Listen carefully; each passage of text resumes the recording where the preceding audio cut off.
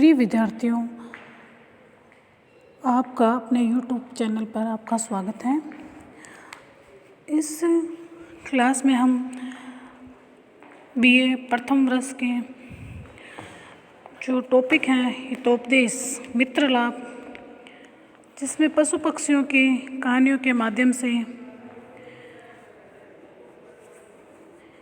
अच्छी ज्ञानवर्धक बातों को बताया गया है। शिक्षाप्रद कहानियाँ के माध्यम से हितकारी उपदेश दिया गया है। हितोपदेश के मित्र लाभ के कुल 247 पद्य हैं। वास्तव में मूल कथा का दूसरा पद इस पूरे मित्र लाभ का केंद्र बिंदु है। इसके ऊपर ये सभी कथाएं आधारित हैं। वे पद्य इस प्रकार हैं: असाधना वित्तहीना बुद्धिमंत सुहृतमा साध्यांशु कार्याणि कारककुन मृगा कुवत। अर्थात बिना साधन वाले और धन रहित भी बुद्धिमान मित्रगण मिलकर असाध्य कार्य को पूरा कर सकते हैं, जिस प्रकार की काक, कूर्म, हरिण और चूहे ने किया। हम इस प्रस्तावना का अध्ययन इस वीडियो में करेंगे।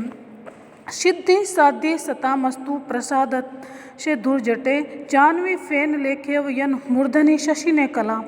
अर्थात जिसके मस्तक पर चंद्रमा की कला गंगा के फेन की रेखा के समान सुशोभित है, उन शंकर की कृपा से सज्जनों के कार्य में सफलता प्राप्त हो। प्रत्येक शुभ कार्य प्रारंभ करने से पूर्व मंगल कामना की जाती है और वे कार्य निर्विघ्न समाप्त हो, इसके लिए लेखक अपने इष्ट देव को स्मरण करता है।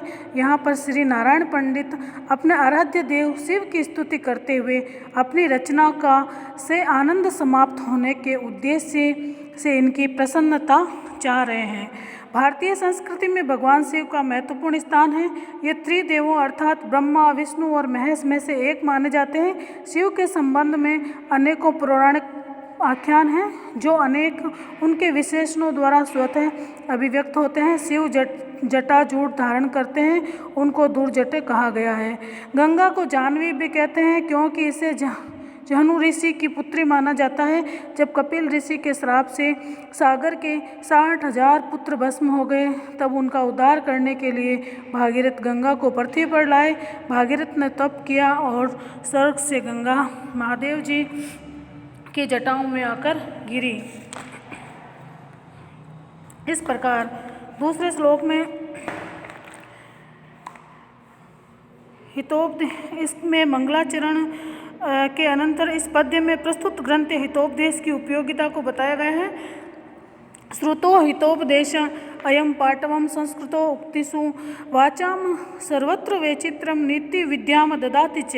अर्थात इस हितोपदेश का अध्ययन करने से संस्कृत भाषा में व्युत्पत्ति, सभी प्रकार की वाणी में निपुणता और नीति का ज्ञान प्राप्त होता है। मंगलाचरण के अनंतर इस पद्य में प्रस्तुत ग्रंथ हितोपदेश की उपयोगिता को बताया गया है। तीसरे श्लोक में इसमें कहा गया है कि इस संसार में जिसने जन्म लिया है उसकी मृत्यु अवश्य होगी, यह ध्रुव सत्य है। इसी के बारे में प्रकाश डालते हुए तीसरा श्लोक का अध्ययन हम कर रहे हैं। अजर मर्वत प्राज्ञो विद्यामर्थ न चिंतयेत ग्रहित इव केशेषु मृत्युनाम धर्म आचरेत। अर्थात कि बुद्धिमान मनुष्य अपने को अजर अमर मानते हुए बुढ़ापे और मृत्यु से रहित समझकर विद्या तथा धन का उपार्जन करे तथा मृत्यु हमें ले जाने के लिए हमारे सिर के बाल पकड़े हुए हैं, ऐसा समझकर सदा धर्म का पालन करते रहना चाहिए। अंग्रेजी साहित्य में भी कहा गया है कि मैन इज मोरल, अर्थात मानव मरण धर्मा है।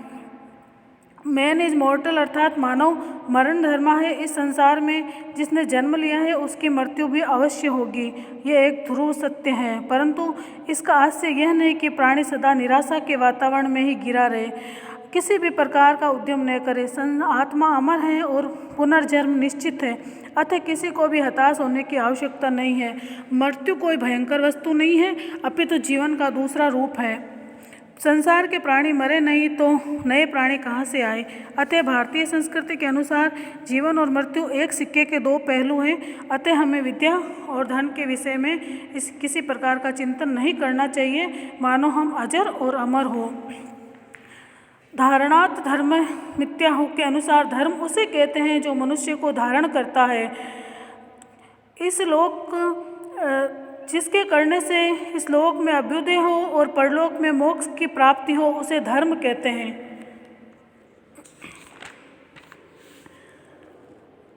चतुर्थ श्लोक में हम इसके बारे में अध्ययन करेंगे कि हमें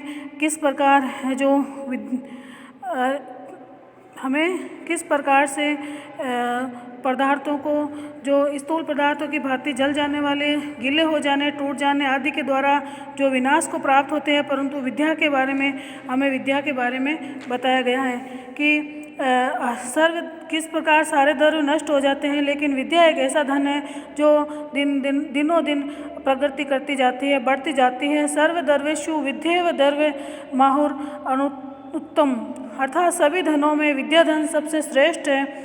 आहार्यम त्वाद सर्वदा, विद्वान लोग इस सब प्रकार के धनों में से विद्या को ही उत्तम धन कहते हैं, क्योंकि चोर उसकी चोरी नहीं कर सकते, मूल्य देने पर भी वे खरीदी नहीं जा सकती तथा दूसरों को देने या पढ़ाने से कम नहीं होती, प्रत्युत बढ़ती ही रहती हैं। अन्य द्रव्यों को अर्थात धन को चोर आदि के द्वारा अपहरण किया जा सकता है, परंतु विद्या द्रव्य की ये विशेषता है कि कोई भी उसे नहीं चुरा सकता।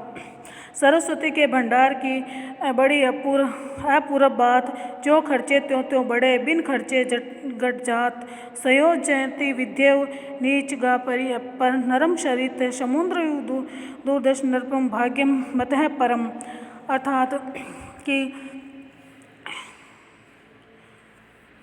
जिस प्रकार नीचे की ओर बहने वाली नदी तृष्ण काष्ठ आदि को दुष्प्राप्य समुद्र में जा मिलती है, उसी प्रकार नीच पुरुष को प्राप्त होकर विद्या ही उस पुरुष को बड़े भारी राजा से मिला देती है। अतः विद्या उसके उत्कृष्ट भाग्य को खोल देती है। ये सच है कि मनुष्य अपने भाग्य के अनुसार ही अच्छे या बुरे फल को प्राप्त करता है, तथापि विद्या सदा उस मनुष्य को उस उन्नति के लिए सहयोग प्रदान करती है। इस विचार को समझने के लिए यहाँ पर नदी का बहुत अच्छा दृष्टांत दिया गया है। अगले श्लोक में भी विद्या के बारे में ही बताया गया है कि विद्या ददाति विनयम विनयात याति पात्रताम पात्रत्वाद धनम आपनोति धनाद धर्म तते सुखम, अर्थात कि विद्या से मनुष्य विनम्रता को प्रदान करती है और विद्या को पढ़ने से विनयवान बनता है। नम्रता से वे योग्यता को प्राप्त करता है और योग्यता अर्थात सुपात्र होने से वे धन को प्राप्त करता है। धन से यज्ञ दान और धर्म करता है और फिर उस धर्म से मनुष्य जो है सुख की प्राप्ति करता है, अर्थात सभी सुखों की प्राप्ति जो है विद्या के द्वारा ही संभव है। प्राय ये देखा गया है कि संसार में प्रत्येक प्राणी सुख चाहता है और उस सुख और आनंद की प्राप्ति के लिए विविध प्रकार के प्रयास करता है। मनुष्य जिस प्रक्रिया से सुख प्राप्त कर सकता है उसके मूल में विद्या है।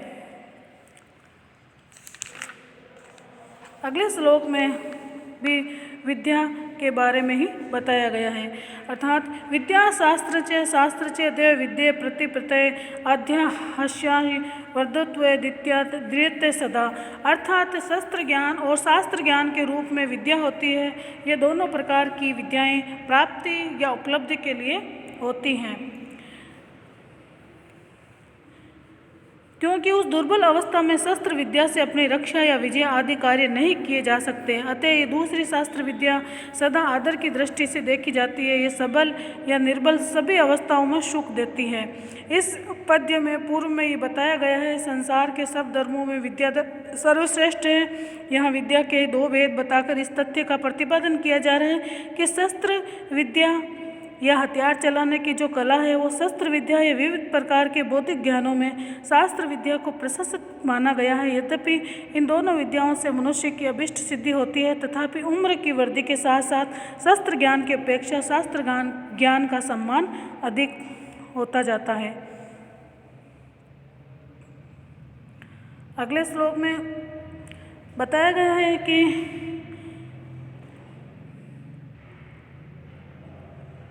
यन्वे भाजने लग्न संस्कारो अन्यथा भवेत कथा चेलेन बालानां नीतिहस्त दिह कथ्यते। अर्थात क्योंकि जिस प्रकार मिट्टी के कच्चे पात्र में किया हुआ